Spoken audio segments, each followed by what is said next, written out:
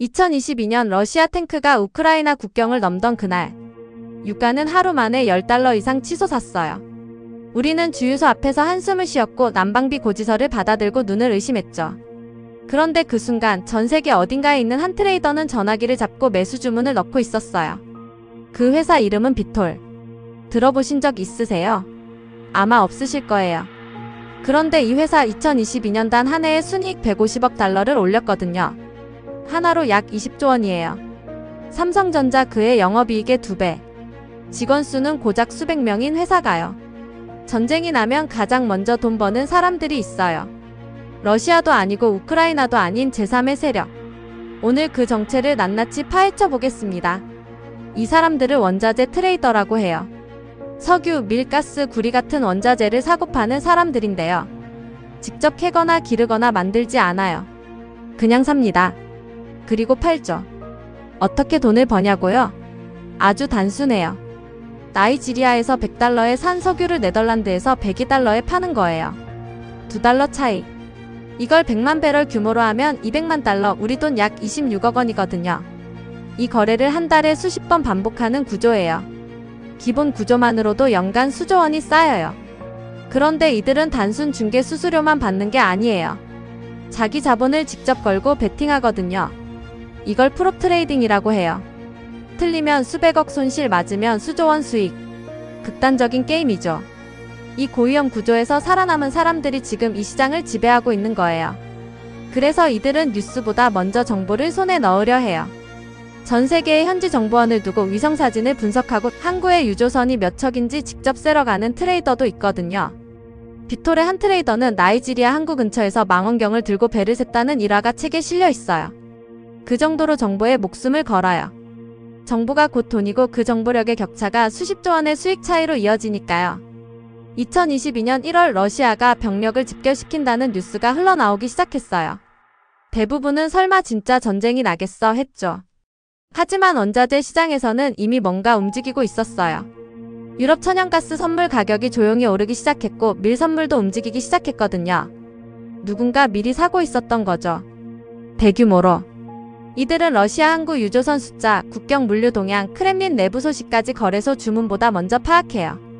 2월 24일 탱크가 국경을 넘었어요. 유가가 폭등했고 가스 가격이 폭등했고 밀 가격이 한 달 만에 40% 올랐죠.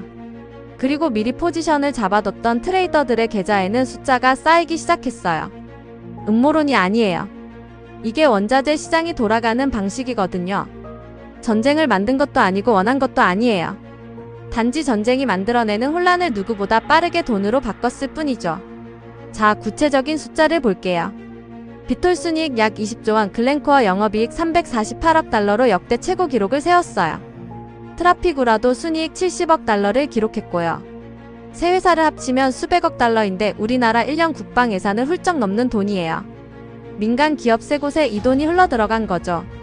서방이 러시아 석유에 제재를 걸었는데 어떻게 이게 가능했을까요? 러시아는 하루 900만 배럴을 수출하거든요. 이걸 갑자기 세계 시장에서 없애버리면 가격이 폭발해요. 서방 정부도 이걸 알고 있었기 때문에 제재에는 반드시 구멍이 있을 수밖에 없었어요. 공식적으로는 제재, 비공식적으로는 예외.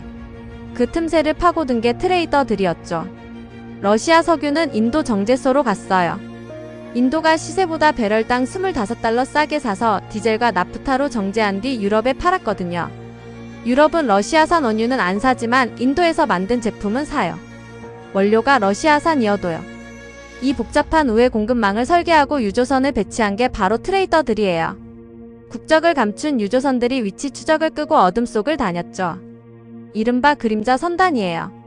두바이는 러시아 자본과 물량이 서방의 눈을 피해 흘러드는 새로운 허브가 됐고요. 전쟁이 만들어낸 혼란 속에서 이들은 질서를 찾아내고 그걸 돈으로 바꿨어요. 세상이 가장 어지러울 때 이들은 가장 냉정하게 계산기를 두드렸던 거예요. 이 전쟁이 우리 생활에 미친 영향도 직접적이었어요. 한국전력은 2022년 30조 원 넘는 적자를 냈거든요. 가스 수입 가격이 폭등했고 그 비용이 전기요금 인상으로 고스란히 우리에게 왔어요. 밀 가격이 오르자 라면, 빵, 과자가 줄줄이 올랐고 버스 요금, 배달비도 덩달아 올랐죠. 연료비가 오르면 모든 게 오를 수밖에 없으니까요. 우리가 가장 힘들었던 그 시간, 이들은 역대 최고 실적을 올리고 있었던 거예요. 도덕적으로 옳으냐고요? 저는 판단하지 않겠어요. 이 사람들은 합법적인 일을 했고 시장의 규칙 안에서 움직였으니까요. 하지만 한 가지는 확실해요. 이 구조를 모르면 계속 당하게 된다는 거예요.